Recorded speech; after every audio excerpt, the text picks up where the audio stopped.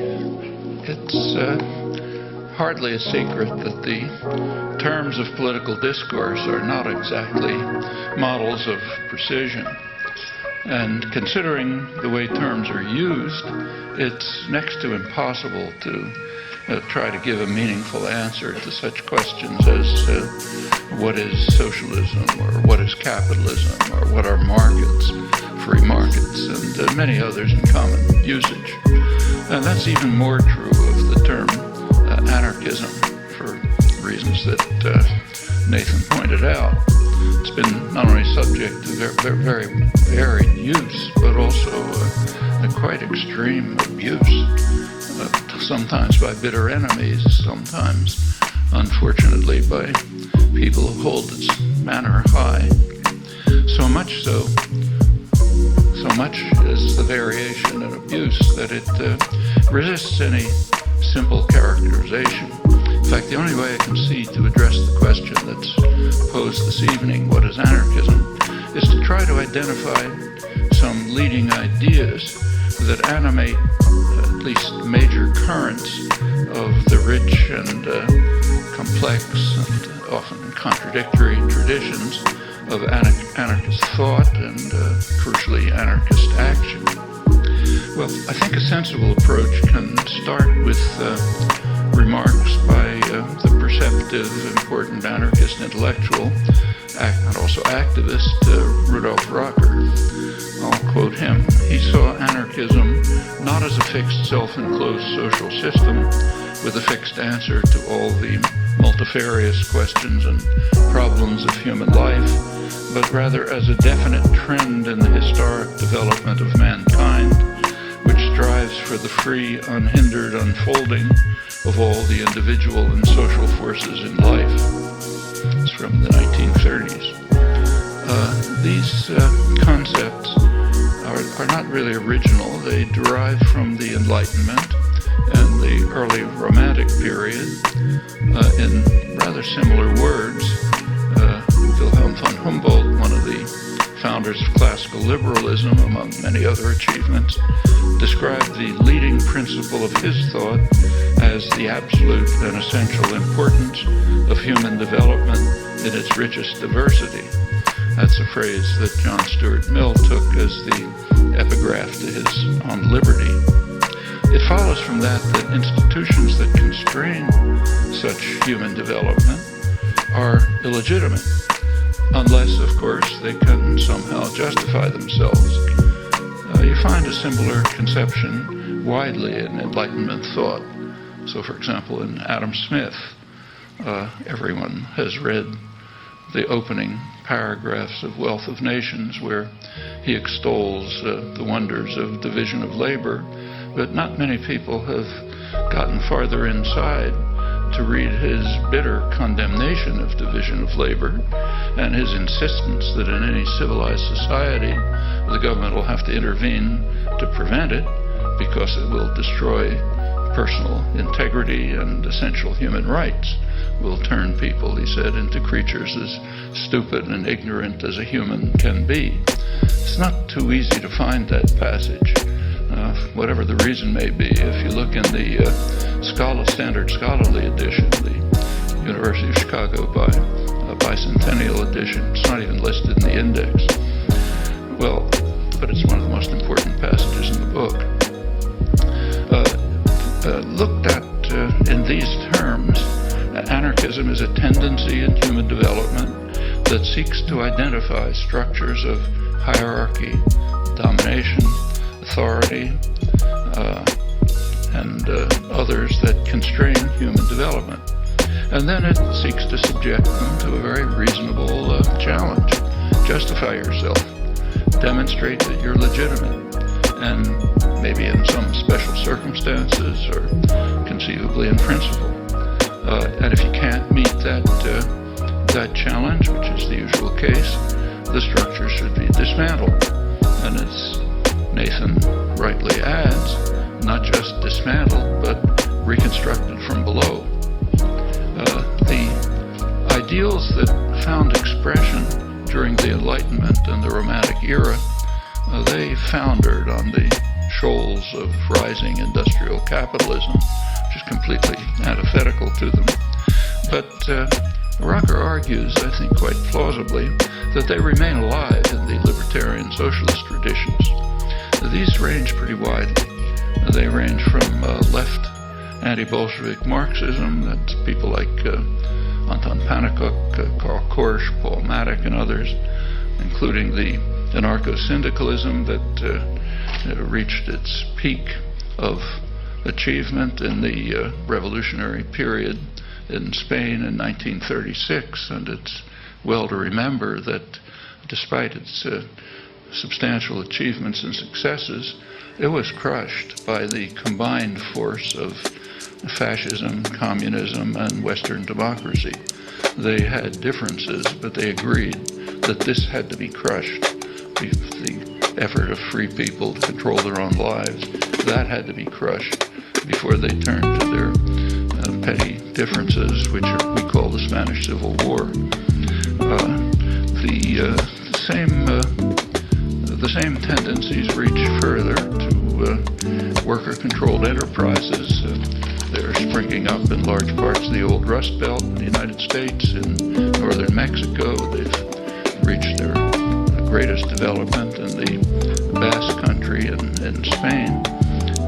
Mondragon is partly a reflection of the achievements of the long, complex, rich Spanish tradition of anarchism, and partly it comes out of Christian anarchist sources. There's also included in this general tendency are the quite substantial and cooperative movements that exist in many parts of the world. And I think it also encompasses at least a good part of feminist and human rights activism. Well, in part, all of this sounds like truism. So why should anyone defend illegitimate structures? No reason, of course. And I think that perception's correct. It really is truism. I think anarchism is basically going to be called truism.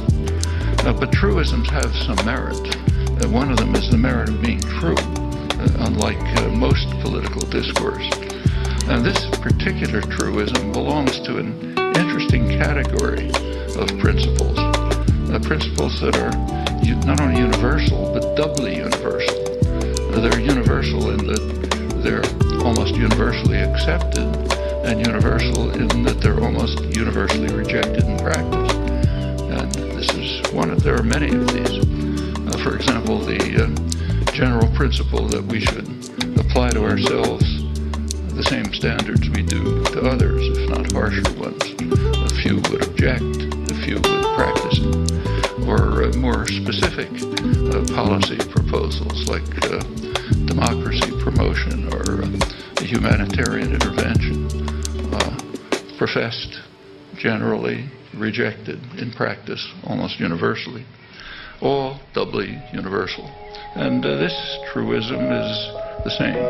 The truism that we should challenge and coercive institutions of all kinds, demand that they justify themselves, dismantle and reconstruct them if they do not. Easy to say, but not so easy to act on in practice. Proceeding with similar thoughts, I'll quote Rocker again. Anarchism seeks to free labor from economic exploitation and to free society from ecclesiastical or political guardianship. And by doing that, opening the way to an alliance of free groups of men and women based on cooperative labor and a planned administration of things in the interest of the community. Now, Rocker was an anarchist activist as well as political thinker, and he goes on to call on the workers' organizations, other popular organizations, to create, I'm quoting, not only the ideas, but also the facts of the future itself within the current society. That's an injunction that goes back to Bakunin. One traditional anarchist slogan is ni Dieu ni maître, no God, no master. It's a phrase that Daniel Guillaume took as a title of his very valuable collection of anarchist classics. I think it's fair to understand the phrase no God in the terms that I just quoted from Rocker, opposition to ecclesiastical guardianship. Individual beliefs are a different matter. That's no matter of concern to a person concerned with free development of thought and action. And that leaves the door open to the lively and impressive tradition of religious anarchism. For example, Dorothy Day's very impressive Catholic workers' movement. But the phrase "no master" is different. That refers not to individual belief, but to a social relation, a relation of subordination and dominance, a relation that anarchism, if taken seriously, seeks to dismantle and rebuild from below, unless it can somehow meet the harsh burden of establishing its legitimacy. Well, by now we've departed from truism, in fact, to ample controversy. In particular, right at this point, the rather peculiar American brand of what's called libertarianism that departs very sharply from the libertarian tradition. It accepts and indeed strongly advocates the subordination of working people to the masters of the economy, and furthermore the subjection of everyone to the restrictive discipline and destructive features of markets. Now, these are topics worth pursuing. I'll take them up later if you'd like, but I'll put them aside here, though also recommending to you Nathan's comment, his suggestion about bringing together in some way the energies of the young libertarian left and right, as is indeed sometimes done. For example, it's done in the quite important work of valuable theoretical and practical work of economist David Ellerman and some others. Well, anarchism, of course, is famously opposed to the state, while at the same time advocating planned administration of things in the interests of the community, Rocker's phrase again. And beyond that, broader federations of self-governing communities, workplaces. Well, in the real world of today, the same dedicated anarchists who are opposed to the state often support state power to protect people and society and the earth itself from the ravages of concentrated private capital. So it takes a venerable anarchist journal like Freedom, goes back to 1886, formed as a journal of socialist anarchism by supporters of Kropotkin. If you open its pages, you'll find that much of it is devoted to defending rights of people, the environment, society, often by invoking state power, like regulation of the environment or safety and health regulations in the workplace. There's no contradiction here, as sometimes thought. People live and suffer and endure in this world and not some world that we imagine. And all the means available should be used to safeguard and benefit them, even if the long-term goal is to displace these devices and construct preferable alternatives. In discussing this, I've sometimes used an image that comes from the Brazilian workers' movement. It's discussed in interesting work by Bjorn Maybury Lewis. They speak of, they use the image of widening the floors of the cage. The cage is existing coercive institutions that can be widened by committed popular struggle, happened effectively over many years. And you can extend the image beyond. Think of the cage of coercive state institutions as a kind of protection from savage beasts that are roaming outside, namely the predatory, state-supported capitalist institutions that are dedicated to the principle of private gain, power, domination, with the interest of the community at most a footnote. maybe revered in rhetoric, but dismissed in practice, and in fact even in Anglo-American law. Well, it's also worth remembering that anarchists condemned really existing states, not visions of unrealized democratic dreams, such as government of, by, and for the people. They bitterly opposed the rule of what Bakunin had called the red bureaucracy, which he predicted 50 years in advance would be among the most savage of human creations. And they also opposed parliamentary systems that are instruments of class rule. The contemporary United States, for example, which is not a democracy, it's a plutocracy. It's very easy to demonstrate. The majority of the population has no influence over policy. And as you move up the income wealth scale, you get more and more influence. The very top people get what they want. Well established by academic political science, but familiar to everyone who looks at the way the world works. A truly democratic system would be quite different. It would have the character of, quote again, an alliance of free groups of men and women based on cooperative labor and a planned administration of things in the interest of the community. In fact, that's not too remote from one version of the mainstream democratic ideal. Actually, one version, I stress that, I'll return to others.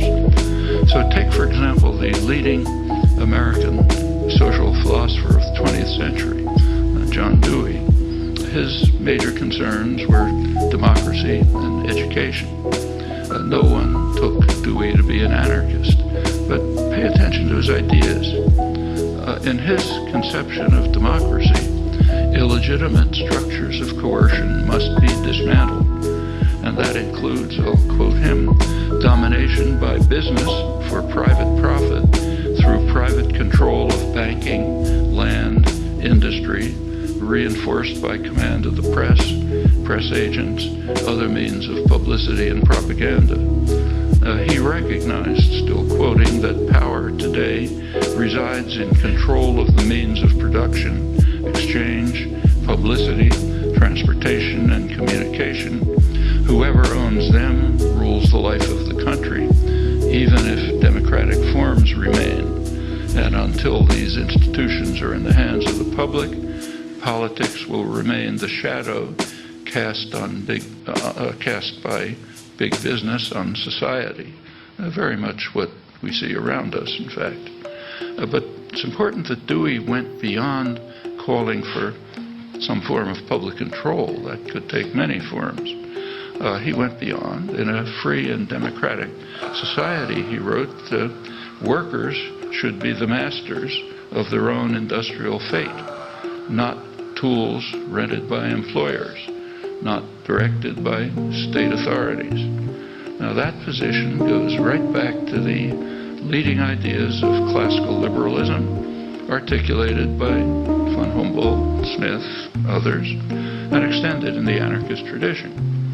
Turning to education, Dewey held that it is illiberal and immoral to train children to work not freely and intelligently, but for the sake of the work earned, to achieve test scores, for example, in which case their activity is not free because it's not freely participated in. And it's quickly forgotten too, as all of us know from our experience. So he proceeded to conclude that industry must be changed from a feudalistic to a democratic social order, and educational practice should be designed to encourage creativity, exploration, independence, cooperative work. Exactly the opposite of what's happening today.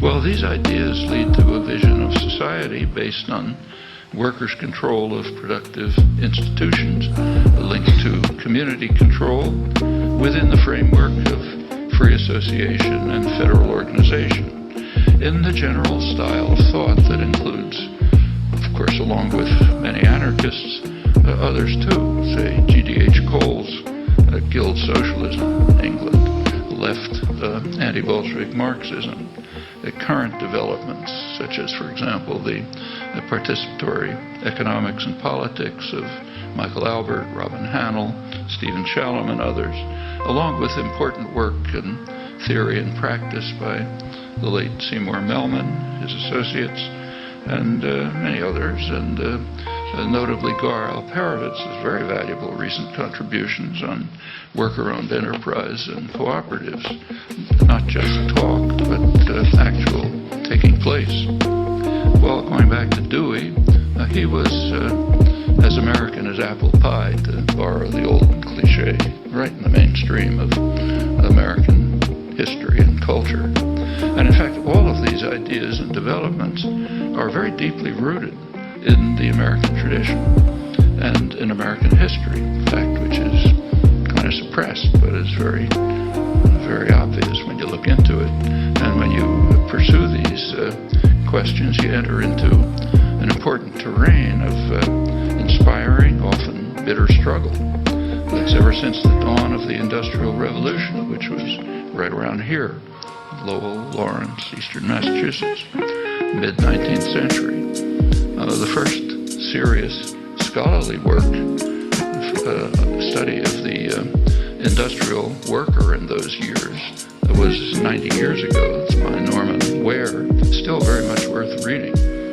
He reviews the hideous working conditions that were imposed on formerly independent craftsmen and immigrants and farmers, as well as the so-called factory girls, young women brought from the farms to work in the textile mills around Boston. He mentions that, he reviews it, but he focuses attention on something else, on what he calls the degradation suffered by the industrial worker, the loss of status and independence, which could not be canceled, even where there occasionally was some material improvement.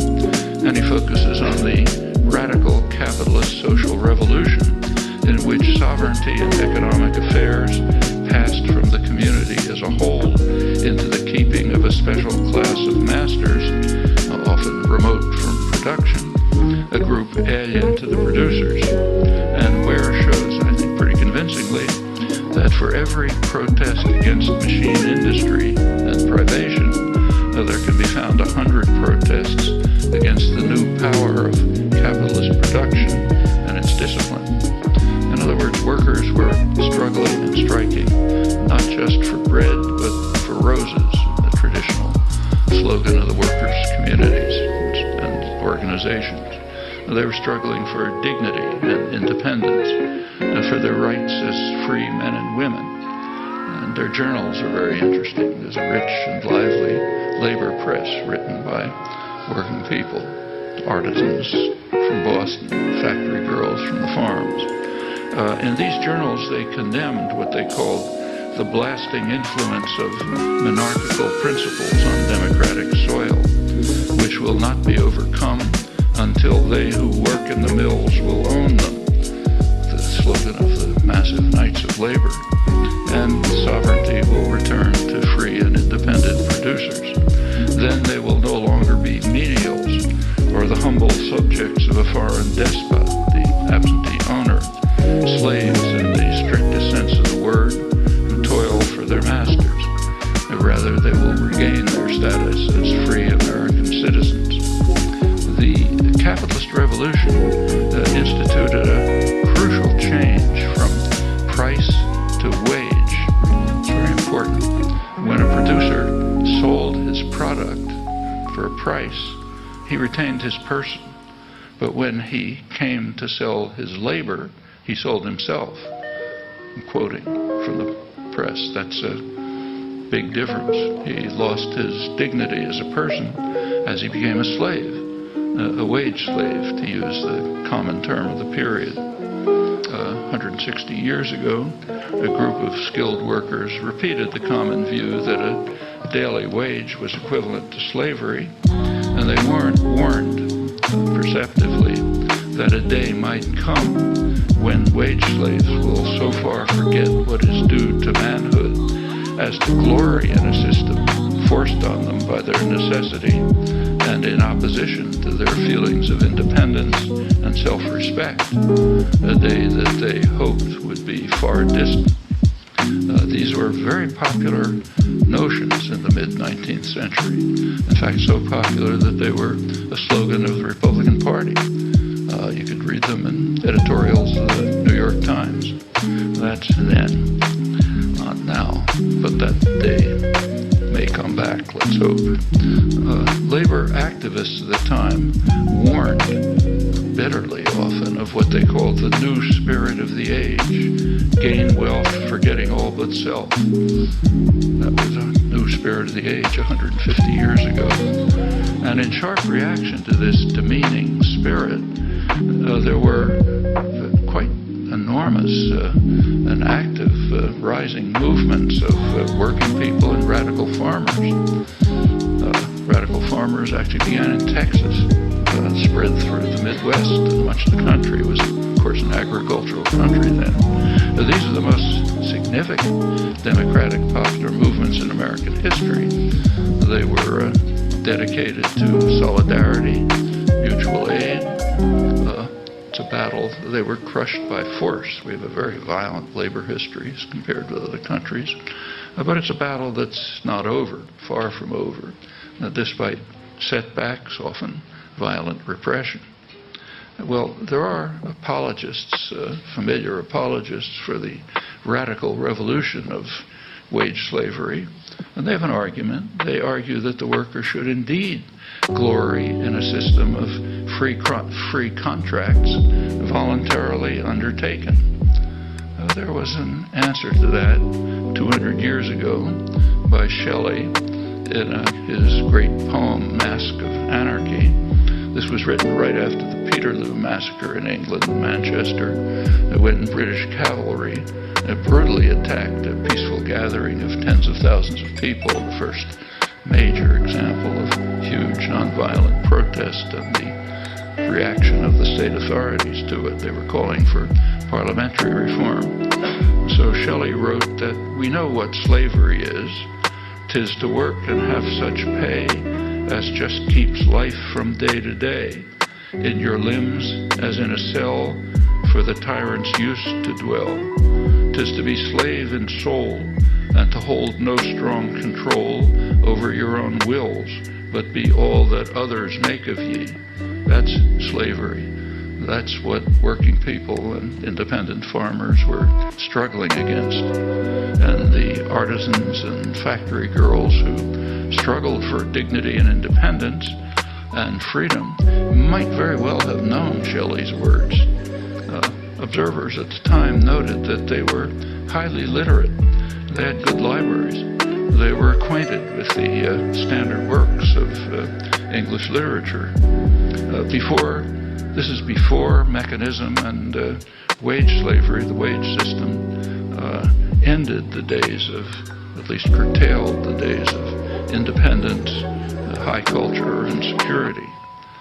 Before that, Ware points out, a workshop might be what he called a lyceum. Journeymen would hire boys to read to them while they worked. These were social businesses with many opportunities for reading, discussion, mutual improvement. Along with the factory girls, the journeymen, the artisans, bitterly condemned the attack on their culture. The same was true in England, incidentally, where conditions were much harsher. There's actually a great book about this by Jonathan Rhodes called The Intellectual Life of the British Working Class. It's a monumental study of the reading habits of the working class of what we think of as Dickensian England. And he contrasts what he calls the passionate pursuit of knowledge by proletarian autodidacts with the pervasive Philistinism of the British aristocracy. Actually, I'm old enough to remember residues that remained among working people right here in New York in the 1930s who were deeply immersed in the high culture of the day. It's another battle that may have receded, but I don't think it's lost. Well, I mentioned that Dewey and American workers and farmers held one version of democracy with very strong libertarian elements. But the dominant version has been radically different. Its most instructive expression is at the progressive end of the spectrum, mainstream spectrum. So that is among people who are good Woodrow Wilson, FDR, Kennedy liberals. Here's a few representative quotes from icons of the liberal intellectual establishment on democratic theory. The public are ignorant and meddlesome outsiders. They have to be put in their place. Decisions must be in the hands of an intelligent minority of responsible men, namely us. And we have to be protected from the trampling and roar of the bewildered herd out there. The herd does have a function in a democratic society. They're supposed to lend their weight every few years to a choice among the responsible men. But apart from that, their function is to be spectators, not participants in action. And all of this is for their own good. We should not succumb to democratic dogmatisms about men being the best judges of their own interests. They're not. They're like young children. You have to take care of them. We're the best judges of their own interests. So their attitudes and opinions have to be controlled for their own benefit. We have to regiment their minds the way an army regiments bodies. We have to discipline the institutions responsible for what they call the indoctrination of the young, schools, universities, churches. If we can do this, we can get back to the good old days. This is complaints about the 60s. We can get back to the good old days when Truman had been able to govern the country with the cooperation of a relatively small number of Wall Street lawyers and bankers. Then we'll have true democracy. Now, these are quotes from icons of the liberal establishment. Walter Lippmann, Edward Bernays, Harold Lasswell, founder of modern political science, Samuel Huntington, Trilateral Commission, which largely staffed the Carter administration. Well, the conflict between these conceptions of democracy goes far back, goes back to the earliest modern democratic revolution in 17th century England. At that time, as you know, there was a war raging between supporters of the king and supporters of Parliament. That's the Civil War that we read about. But there was more. The gentry, the men who called themselves the men of best quality, they were appalled by the rabble who didn't want to be ruled by either king or Parliament. Like the Spanish workers in 1936, on either side. They wanted to be ruled as they had their own pamphlet literature, and they said they wanted to be ruled by countrymen like ourselves that know our wants. It will never be a good world while knights and gentlemen make us laws that are chosen for fear and do but oppress us and do not know the people's sores. That's 17th century England. The essential nature of this conflict, which is far from ended, was captured nicely by Thomas Jefferson in his later years when he had serious concerns about both the quality and the fate of the democratic experiment. He made a distinction between what he called aristocrats and democrats. The aristocrats, I'm quoting him, are those who fear and distrust the people and wish to draw all powers from them into the hands of the higher classes. The Democrats, in contrast, identify with the people, have confidence in them, cherish and consider them as the honest and safe, although not the most wise depository of the public interest.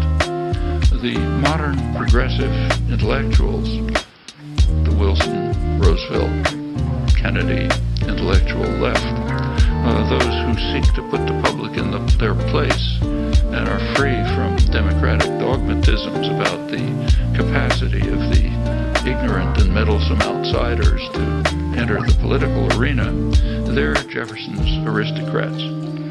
These basic views are very widely held, though there are some disputes, namely who should play the guiding role. Should it be what the liberal intellectuals called the technocratic and policy-oriented intellectuals, the ones we celebrate as the Camelot intellectuals, who run the Progressive Knowledge Society. Should it be bankers or corporate executives? In other versions, should it be the Central Committee or the Guardian Council of Clerics? All pretty similar ideas. And they're all examples of the ecclesiastical and political guardianship that the genuine libertarian tradition seeks to dismantle and reconstruct from below, while also changing industry from a feudalistic to a democratic social order, one that's based on workers' control, community control, respects the dignity of the producer as a genuine person, not a tool in the hands of others, in accordance with a libertarian tradition that has deep roots and, like Marx's old mole, is always burrowing quite close to the surface and ready to spring forth. Thanks.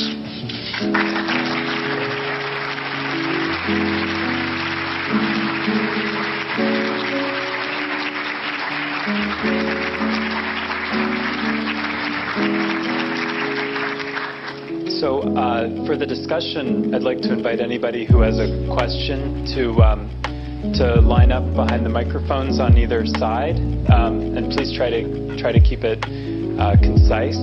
And as you do that, I'd like to start, if you don't mind. I just wonder if you could say something about the images that represent some of your first encounters with anarchism. I mean, I think for people who have gotten excited about these ideas through the Occupy movement, it was important to see it in practice somehow.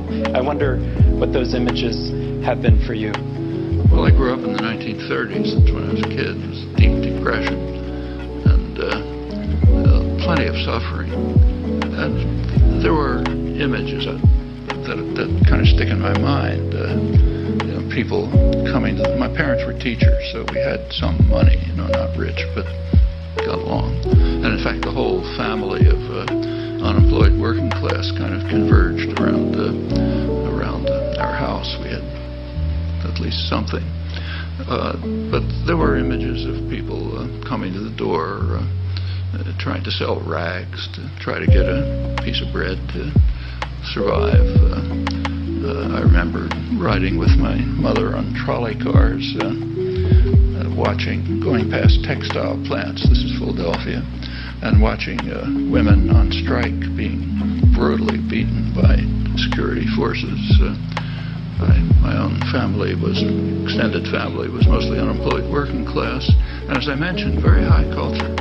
As the New Deal sort of began to have an impact, they were able to enjoy Shakespeare plays in the park, go to the Budapest String Quartet. My unemployed seamstress aunts who were members of the ILGWU, Ladies Garment Workers Union, could get a couple of weeks in the countryside at a solidarity camp. That was life. A lot of it was Communist Party. We're not allowed to say anything nice about the Communist Party. That's a rule. And there were a lot of things wrong with it. I mentioned some of them. But there were things that were right about it. Like one was that it overcame the amnesia that Nathan talked about. It was always there. People remembered. Somebody remembered how to turn the mimeograph machine or organize a demonstration. And you went from a civil rights demonstration to a labor organizing to something else.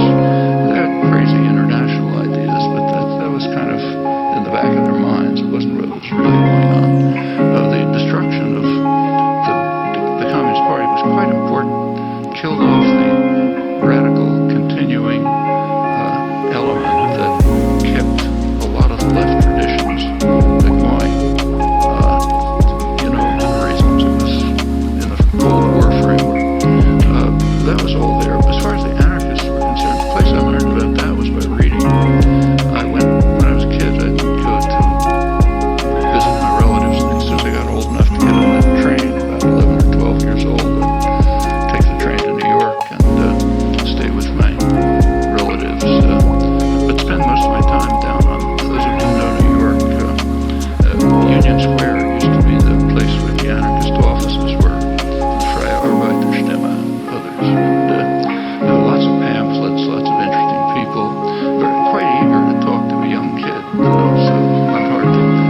discussions.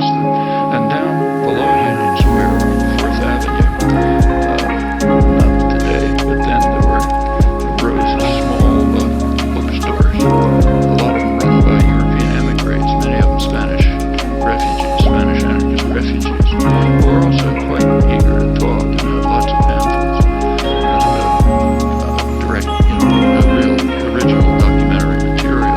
Actually, when I wrote about this 20 years later, I used most of the documentary material I had picked up as a young teenager. It wasn't available. A lot of it's available now. It wasn't then.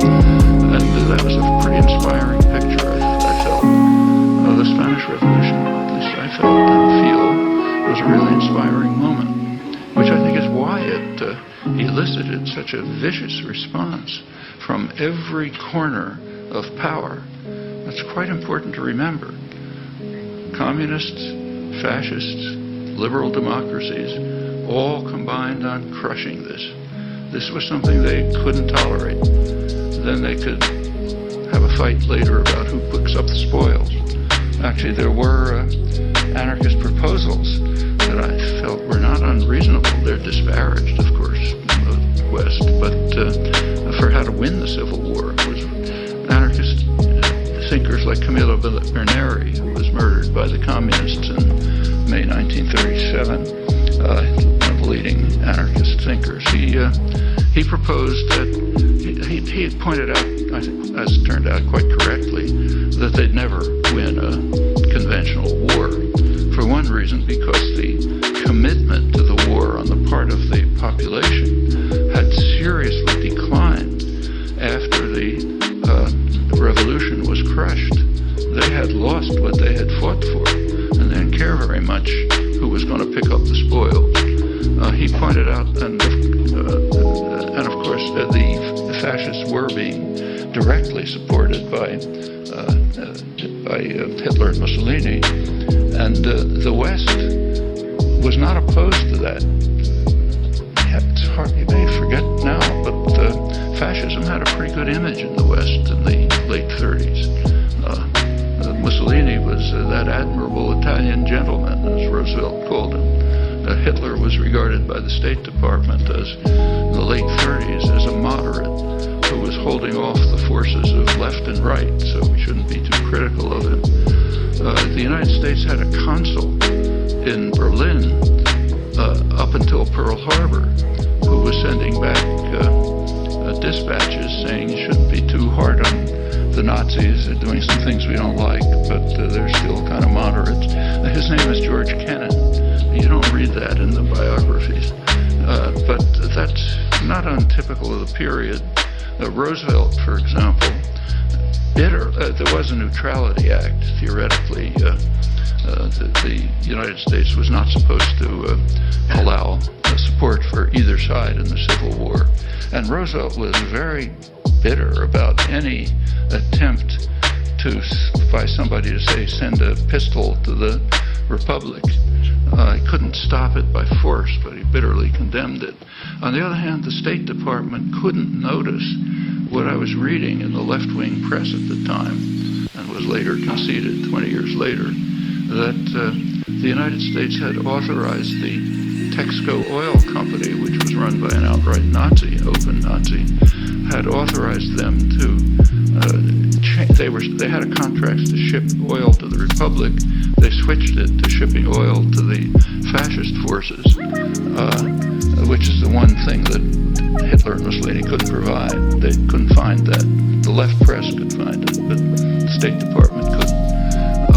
Well, going back to Berneri, what he proposed was that in Spain itself, the popular forces should fight a guerrilla war. That's an old Spanish tradition. In fact, that's where guerrilla wars were initiated under Napoleon. Let's fight a guerrilla war in Spain itself, and in Morocco, call for support the Moroccan liberation forces that were trying to free themselves from French and British imperial and Spanish imperial control. That was the base of Franco's army. They were Moorish troops coming from northern Africa. So his idea was fight a revolutionary war. support them in their efforts to overthrow imperialist control that he thought would erode the fascist armies, just as in Spain itself the popular forces were fighting, but until they were crushed. Well, that's if you read the scholarship on the matter up till today, that's kind of dismissed as a sort of a romantic joke, as the whole anarchist movement is, but I don't think it was. That was my initial exposure to it. Hi, Professor Chomsky. This is an unimaginable honor. Thank you so much for doing this. I just wanted to, you touched briefly, you had this wonderful Shelley quote, and you touched briefly on your family's engagement with high culture. And I was wondering, or I was just going to ask you to reflect briefly on the contemporary state of high culture and serious art, and how important you think engagement with that, serious contemporary literature, music, cinema, whatever it is, how important it is in exploring the sort of the vanguard of political thought, and whether or not contemporary artists and contemporary audiences are rising to that challenge. Well, I think it's very important, and I'm not the only one who thinks so. I think people with power think so. That's why famous Rivera mural wasn't allowed to be put in Rockefeller Center. That's why if you go back to cinema, you say go back 60 years, early 50s, some of you'll remember. So in 1953, interesting year for cinema, there were two major films that came out, two films that came out on the labor movement. One, which was a huge box office success, ton of PR, advertising, and so on, featured Marlon Brando, was about a corrupt union leader and how the heroic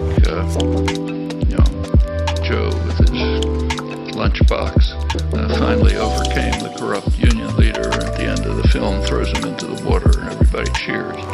That was one. There was another film, a marvelous film called Salt of the Earth, a low-budget film, which was about a victorious strike led by a Hispanic woman. It was a really great film. If you can find it somewhere, you should look at it. No one ever heard of it. You could find it maybe in a small art theater in downtown New York somewhere. But that wasn't the kind of film that was going to get publicity. And that runs through consistently. And I think when people in power believe something firmly, it's worth paying attention to them. And I think they believe firmly that you should not have revolutionary, popular art in which people participate.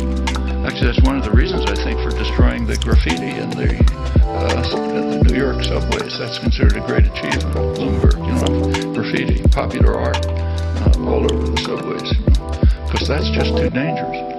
It's part of the drug war, grotesque drug war, race war, murders.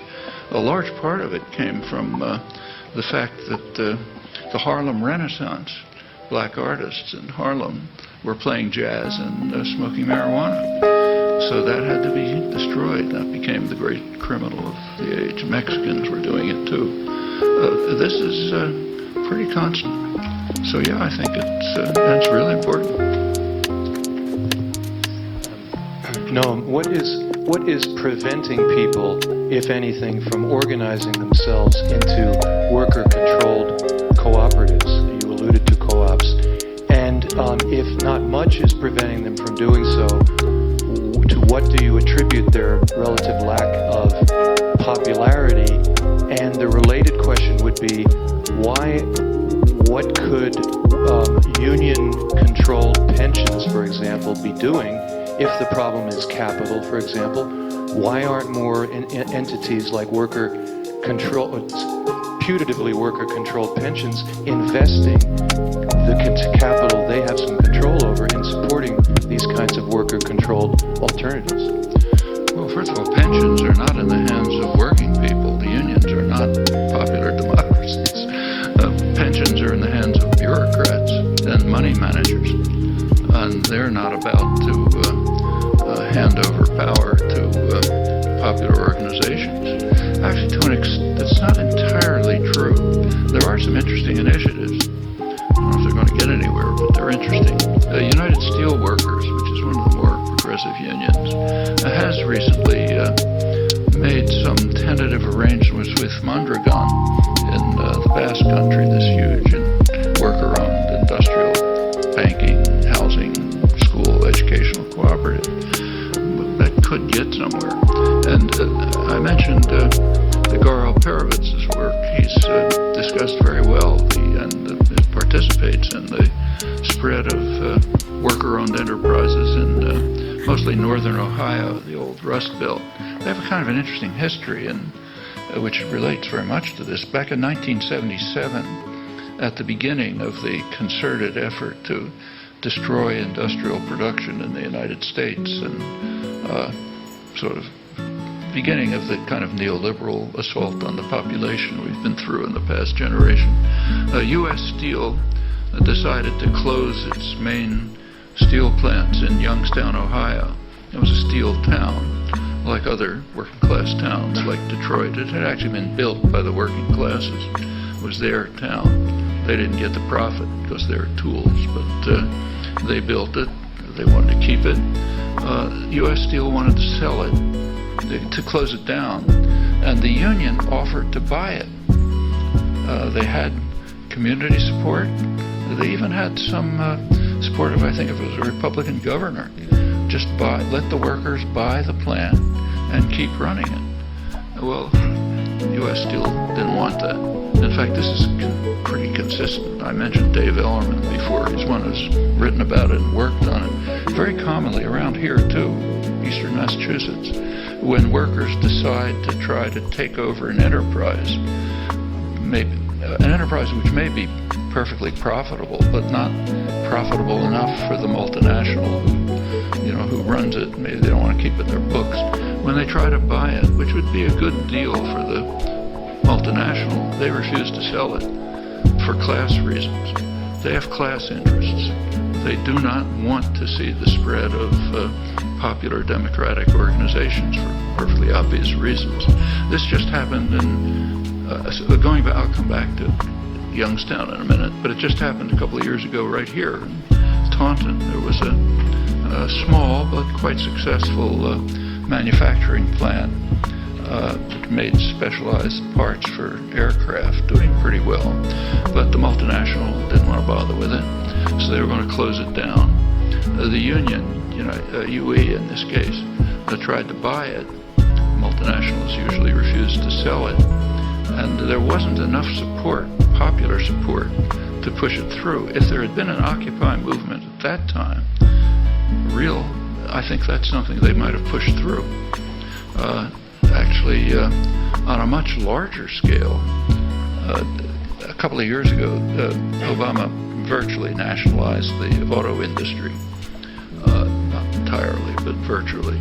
There were a couple of options. One option was to restructure it, use taxpayer funding, hand it back to the original owners or other people just like them, maybe a different face, but bankers, CEOs, and so on, and then have it continue to do what it had been doing before, building cars. That's what they chose. There was another option. Hand it over to the workforce, have them build what's needed in the country, which is not more cars for traffic jams, but high-speed mass transportation. The United States is very backward in the world in this respect. You can take a high-speed train from Beijing to Kazakhstan, but try to take a train from Boston to New York. It's about as slow as it was 60 years ago. It's just really backward. The country needs it. And the former auto industry could have been handed over to the workforce and maybe given some support, probably less than the auto industry got, to do this. But that wasn't an option. Suppose there had been a large-scale Occupy movement. It was significant, but broader, expanded. Well, I think that could have been pushed through. It takes popular consciousness. Going back to Youngstown, the case went to court in 1977. The union lost, workers lost, and the steel mills were destroyed. But they didn't give up. They didn't just say, okay, we'll starve to death or go somewhere else. they began to organize small worker-owned enterprises. And they've been spreading around the Cleveland area, Youngstown, a good bit of northern Ohio, into other areas. So it is taking place. But, it's happening elsewhere, too. In northern Mexico, there are quite successful worker-owned plants. It's not easy because, the banks don't like to give them capital, and the government doesn't like them and won't support them, again, for class reasons. But if there's sufficient popular support, these things can develop. And it's not easy. It's hard work, and the people who organize usually suffer for it. But that's typical of almost everything. The civil rights movement, practically any movement that has ever gotten anywhere, the people up front usually take it in the chin. It's hard. And people have to be willing to endure for a longer term gain, and that's not easy. But it can happen, and it does. Hi, I'm just curious if you could address the role of surveillance technologies and increasingly the militarization of police as far as moving forward in radical thought today and in the future, kind of what you see where that is now. Well, I think there are two things to bear in mind about that. The first thing is that the phenomenon itself shouldn't be at all surprising. The second is that the scale, at least to me, is kind of surprising. I hadn't really expected that scale. But the phenomenon is normal. And it's, again, as American as apple pie. You can go back a century. Take, say, the Philippine War, early in the 19th century, 20th century. It was a vicious war. The U.S. conquered the Philippines, killed a couple 100,000 people. It was a major popular nationalist movement. After the military victory, it had to be suppressed, controlled. And a huge pacification campaign was initiated using the highest technology of the day for surveillance, subversion, and breaking up groups, building up hostilities, all kinds of things. Very sophisticated. It was very quickly transferred home. It was used by Woodrow Wilson in the Red Scare, the worst repression in American history, and developed further since. It's had a lethal effect on the Philippines. People mourn the typhoon that killed tens of thousands of people. Now, that doesn't happen in functioning societies. It's very striking in the Caribbean that when a tropical storm goes through the Caribbean, in Haiti, major victims of imperial violence, it's vicious. Right next door in Cuba, 3 people died. Some buildings are not the same storm. Depends on the society.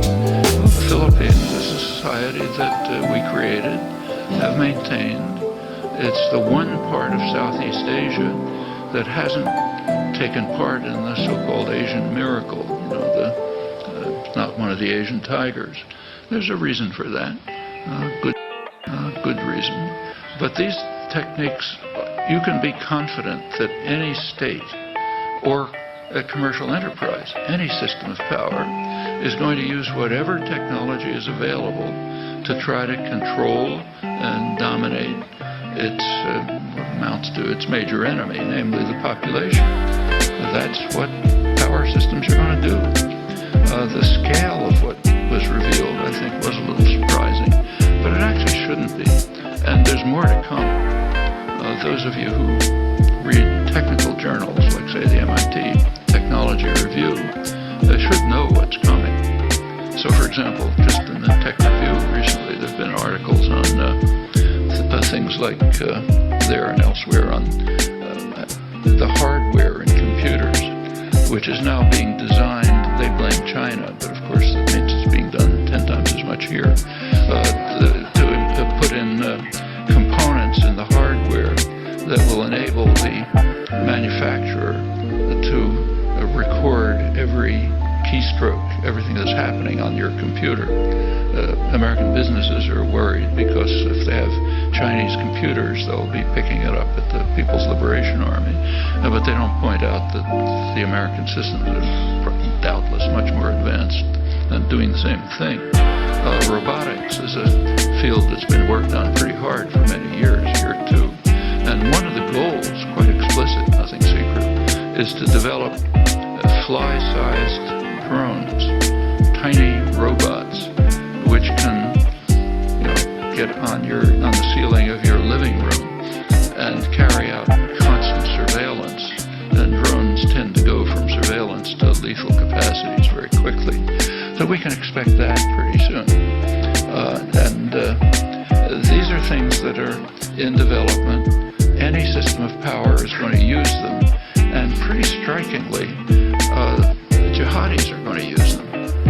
One of the things we're doing right now is creating perfect technology for terrorist attacks.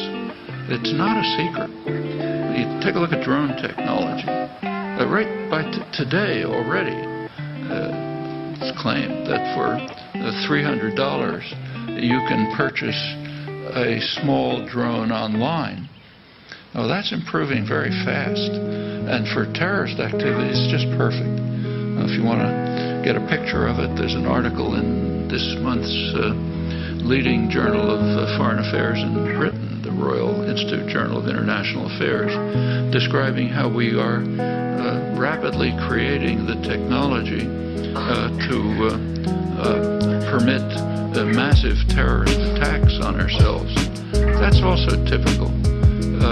Power systems seek short-term power and domination. They are not concerned with security. It's contrary to academic dogma. You can easily show that. They're interested in power, domination, the welfare of their primary domestic constituencies, which are wealth, concentrated wealth. And if there's a disaster in the long term, it's not their business. You can show that. It's obvious with environmental issues. It's the same with nuclear weapons. The same right now with drone technology. So sure, this stuff is going to go on unless we stop it. You can stop it too. It doesn't have to go on. Can you offer a critique of startup culture and entrepreneurship, which offers many of the seeming characteristics of autonomy, but isn't so? Seeming characteristics. I mean, startup culture is, it's okay. People like their apps and so on, but it's based very heavily on state subsidy. It's kind of a narrow form of entrepreneurship. So take, for example, the Silicon Valley culture. What are they using? Well, they're using computers, the internet, microelectronics, and so on and so forth. Almost all developed in the state sector for decades before it's handed over to private power for commercialization and application. So yeah, there's initiative there. People are having fun, doing maybe interesting things, but relying very heavily on the background state subsidy, which takes many forms. Actually, everyone at MIT ought to know it. It's paid our salaries for years. For decades, computers and the internet, the whole basis of the IT culture were being developed right here in similar places in Arley and so on.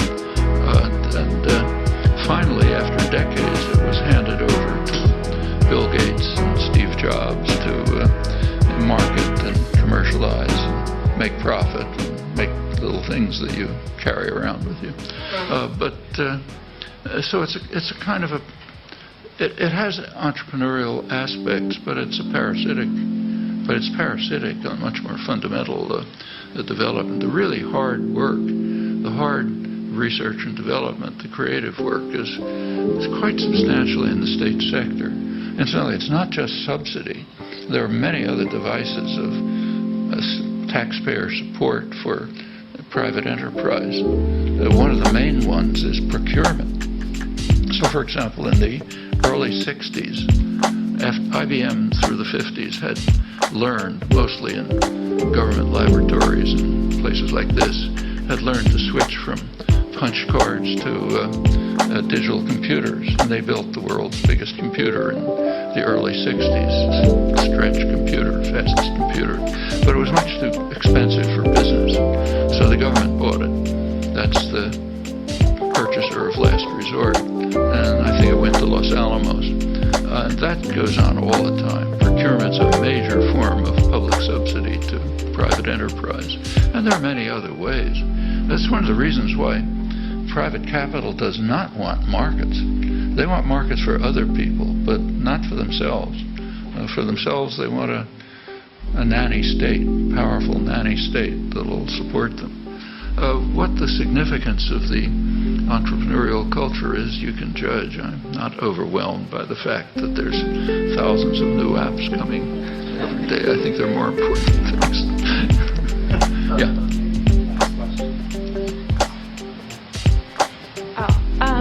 So I had a question about how you reconcile the emancipatory tradition of anarchism to the kind of abstractness of the ideology itself around authority and power and coercion. Because it could be argued, for example, that the federal government intervened in the South during the Civil War was coercive to the Confederate States.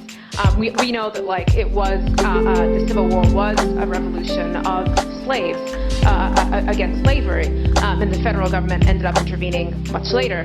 But that could be argued that was a form of authority, because how do you actually navigate that with, say, for example, the Marxist kind of definition, which would be between labor and capital, for example. Do you see that as something that is maybe different from, or offers a sort of a different perspective from anarchism? Because I think that could account for the reason why, for example, there are such things as anarcho-capitalism. It can be argued that, several different ways that the state is intervening on my ability to pay my workers a low wage or whatnot. I'm not sure. I didn't understand exactly. So my question is, authority itself is a really abstract term. Authority of whom, I feel like, is... I don't think there's anything abstract about authority. We all live with it all the time.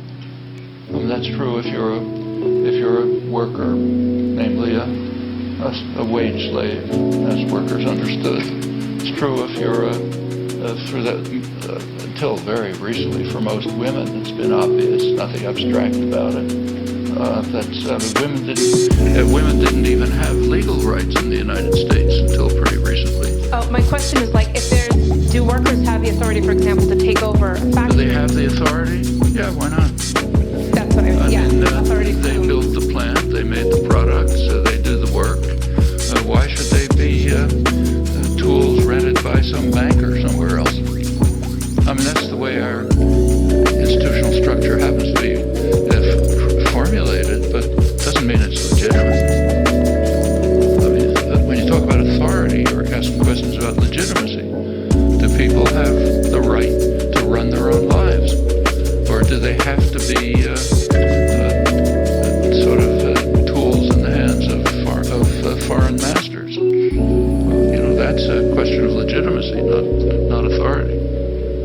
Well, you mentioned the Civil War, and there's ample evidence by now that there was very significant slave initiative in the Civil War. Now, there's more to say about that, a lot more. So take the American Revolution. To a large extent, that was a revolution carried out in order to maintain slavery. You look back at the history in around 1770, in Britain, the legal system was beginning to undertake strong condemnations of slavery. There was one famous case, Somerset case, 1772, where slave owners from the United States brought their slaves with them to England. One of them escaped. There was an effort his owner wanted him back. It's my property. And it went to court and went to Lord Mansfield, famous jurist, who ruled that slavery is so odious, that was the term that he used, that it cannot be tolerated on English soil. Crucially, it could be tolerated in the colonies, but that's another story, but not on English soil. And the United States was, the founders of the country were almost all slave owners. And they could see the handwriting on the wall. If the colonies remained under British rule, probably these laws would apply here and they'd lose their property. And that was surely a significant element in the revolution. And it runs right to the present. I mean, right to this moment, the Civil War is still being fought. Simply take a look at the electoral maps. Say the map of the election in 2012, red states and blue states. It's almost identical to the Civil War. It's the Confederacy, which now call themselves Republicans, shifted names, and the rest, which was the North. A large part of the motivation behind the effort to shut down the government is just revenge. We want to shut down Washington and win this war finally. The United States never developed class parties like labor parties. They didn't amount to much, but at least they were something. But the U.S. never had them. It's always had sectional parties. And it's a reflection of the Civil War, which has never ended. It also hasn't ended in the prisons and elsewhere. It's a very deeply rooted thing in society and hard to extirpate. Well, I hope you all join me in thanking Noam Chomsky once more.